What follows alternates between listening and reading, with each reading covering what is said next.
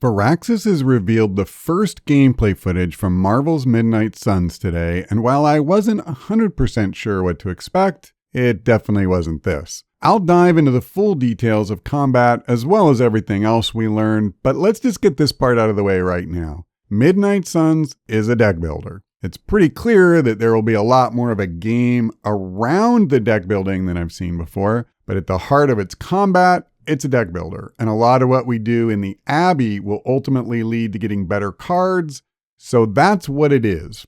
At the same time, it's not a roguelike, and that alone will make the game feel pretty different from something like Slay the Spire or Monster Train. Now, I'm not going to lie, my initial reaction when I first saw the cards on screen was something like this. But to be fair, a lot of that had to do with my pre-existing expectations based on the rumor that Firaxis was making a Marvel game in the XCOM style. It's only now clear just how far off base that was. But now that I have a better understanding of what Midnight Suns is actually intended to be, I'm more than willing to give it a chance on its own terms. And after spending quite a lot of time combing through the trailer, I've found a lot to give me hope that this will be worth playing. Let's put it this way. I may end up loving it, I may end up hating it, but I won't hate on it just for the sake of it being a deck builder. So if you're still interested now that we have some sense of what this is going to be, then stick around, because not only did we get to see some combat, but there were a number of odds and ends, including a whole range of things that you might find interesting. I'll also highlight some key areas where we still know nothing, and I would suggest that one of those is important enough that any purchasing decision should really be postponed until we know more. With all that said, let's take a look at what we've learned so far. Let's start with something that may be a cool Easter egg if my ears aren't deceiving me. The voice of Wolverine sounds an awful lot like Cal Dodd, the actor who played him in the 1990s X-Men animated series. Take a listen for yourself and let me know whether you think it's him. Let's go, bub.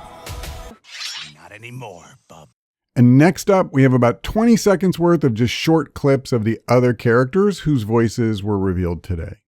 Whatever caretaker put you through back in the day did a real number on you.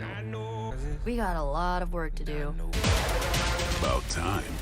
Nice job out there, kid. I mean, I didn't get Hydra bombed until my 10th run with the Avengers. Kid, you do know that I'm a good 3 centuries older than you, right? One last note on voices. There were some scenes shown where the player can choose their dialogue, but there was no voiceover. I don't know whether that's because release is still 6 months away and it just hasn't been recorded yet, or if the game will ship that way, but I wanted to at least point it out. The Abbey looks like it's going to have a lot going on. We're obviously still sparse on details, but we already knew that conversations with the other heroes would somehow affect our progression. What we now know is that improving our relationship with a particular character will unlock new cards for them to use in combat. We'll also be able to use resources gained in combat to create new cards in the Forge, as well as upgrade cards with Blade in the Yard. And the other combat upgrade we saw is Artifact Study, which I would presume gives us items that would provide general power-ups of some kind rather than new cards. The Abbey is also a fully realized 3-dimensional space that we can explore in a third-person view. There are some pets, so far the only one they've shown is a hellhound, and we'll also work with the caretaker. Now that's Lilith's sister, who is also on our side. And finally, we'll go to the war room and select a new mission with Captain Marvel. That's what we know so far, but the new trailer does suggest there's still more to come. All right, just one more quick section, and then we're going to cover combat in depth. And lastly, we're going to wrap this up with some final thoughts. The Hunter is our avatar in the game, and the only character whose powers and appearance we can customize, although there will be costumes to unlock for the established Marvel heroes in the game.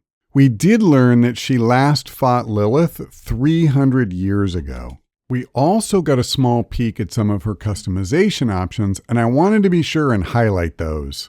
We don't know the full extent of what we'll be able to do, but it looks like the appearance is changed by picking pre-built options. So you can change her face, costume pieces, and build, but not to your exact personal preference using sliders or something similar. We also didn't learn anything meaningful about her power choices yet. Now stay tuned and I'll let you know as soon as I find out more.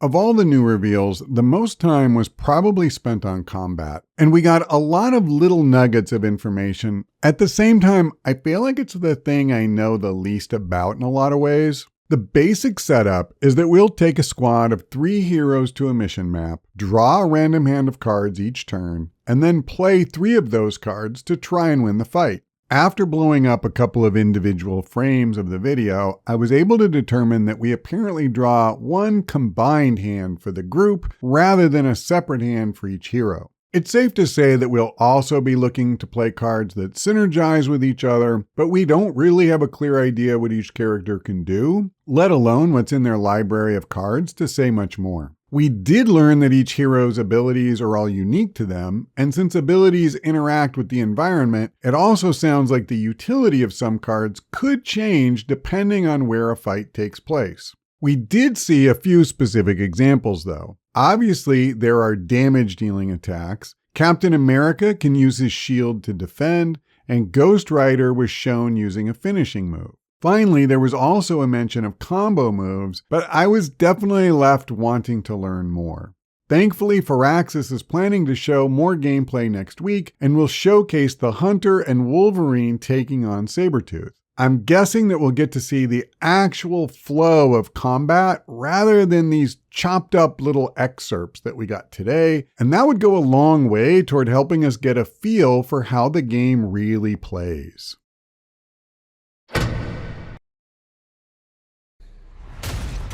So what does all this add up to? Honestly, I think Midnight Suns is going to be different from anything I've ever seen before. And if you know of something similar, then please enlighten me in the comments. It uses deck building, but I've never seen a deck builder with anywhere near as much going on outside of combat as this. It's also not a roguelike, and the campaign seems like it's going to be a lot longer than one.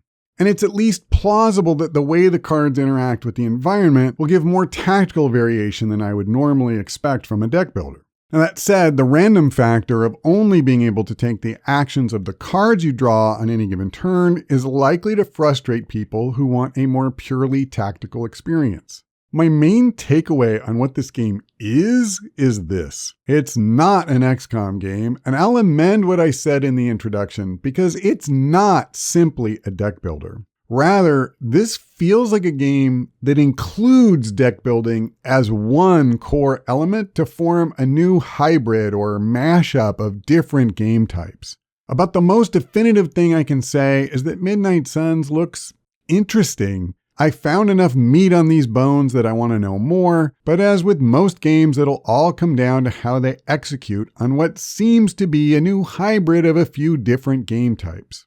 Do I have any other concerns? Well, yes, actually I do. From a pure gameplay perspective, I'd love to get a sense of the difficulty and how much flexibility we'll have to adjust that.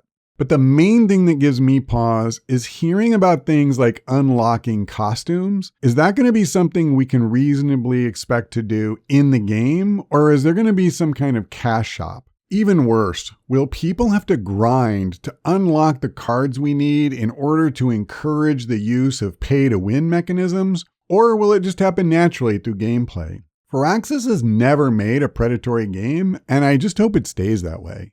Either way, though, we don't know the answers to those questions right now, and probably won't for some months to come. In the meantime, they're releasing more gameplay footage next week. We don't know yet how long they'll keep drip feeding us information this way before they go quiet until it gets closer to release, but I definitely intend to keep analyzing whatever they do put out there, and we'll post the results here for your benefit. In the meantime, that's all for now. Thanks for watching. I hope we see you next time.